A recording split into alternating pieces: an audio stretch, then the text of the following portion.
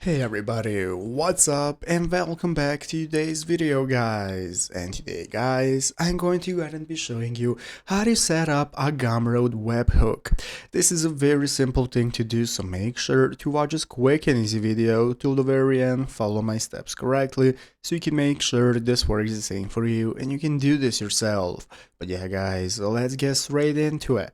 So the first thing we want to do is to go ahead and open up the official Gumroad website right here, gumroad.com, if you have not already. So after opening it up, this is going to be the main page you're greeted by. From this home page, the first thing we can do is go ahead and log into our account. So if you do not already have an account, just go ahead and create one. So after logging in, this is going to be the main page you're greeted by. From this home page, we can get started with accessing everything we need regarding our store. And now we can get started following this article right here in the official help center on creating an application for the API. So basically guys, this is going to show you how to go ahead and get your access token and your API key that you can use for your own webhook. So basically guys, here we have the thread on generating an access token. You're going to sign into your Gumroad account just like I explained and go to your advanced settings. Your advanced settings are located right here in the bottom left corner by clicking the settings option and then go ahead and opening up advanced in the top corner. So click advanced and scroll down. Here you have your ping and application. So here you have your ping endpoint that you can use for your webhook, and you have the API key by creating an application. So as you can see, once you create your application, fill out the form